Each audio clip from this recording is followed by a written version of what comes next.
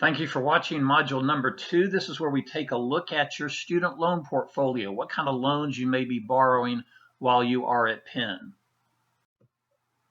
Now, as we referenced in module number 1, where we discussed some very simple steps to repayment, the first step is very important. You need to know what you borrowed, who's got the loans, who you're working with in repayment, and when they're coming due. So once again, let's take a look at the loans you may be borrowing while you are at Penn.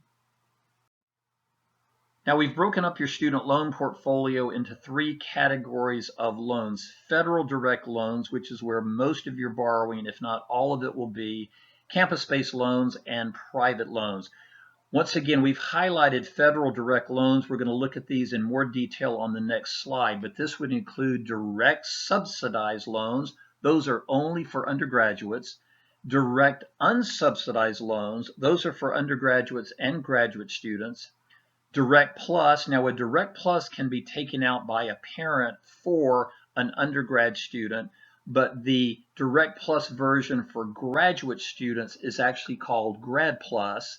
And then there is a direct consolidation loan. As we said in the first module, many of you will simply not need to consolidate when you graduate, but there is a direct consolidation loan. So once again, we think the majority of you, your borrowing will be in the direct loan program. More on that on the next slide.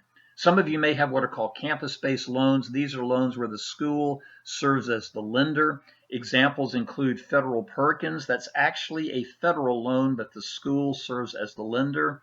Loans for disadvantaged students, known as LDS. Nursing student loans, NSL. Health profession student loans, HPSL. Those are all examples of campus-based loans. And then also private loans. Private loans are loans that you take out from a private commercial lender. So once again, in your student loan portfolio, the majority of you will have your loans in the federal direct loan program. Now, we mentioned on the previous slide that there are different types of federal direct loans: direct subsidized, direct unsubsidized, direct plus, and also direct consolidation loans. Folks, keep this as simple as possible. If you have a federal direct loan, your lender is the U.S. federal government. They are the lender. That's who you owe. You actually sign a master promissory note with them. The U.S. government, again, is your actual lender, not a bank. But they assign the servicing of the loan to a third party called a loan servicer. And these are names you should recognize: Great Lakes, Nelnet, Navient, Fed Loan Servicing, Cornerstone. There are a number of different others. These are third parties that you will be working with in repayment. Very important for you to know who your loan servicer is.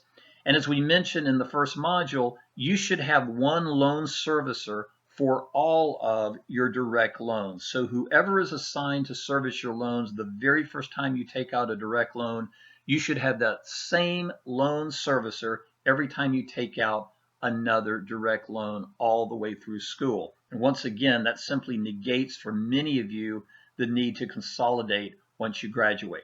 Federal direct loans have fixed interest rates. The rates change on new loans every single year.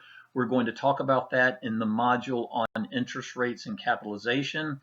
And in general, federal direct loans usually come due 6 months after graduation.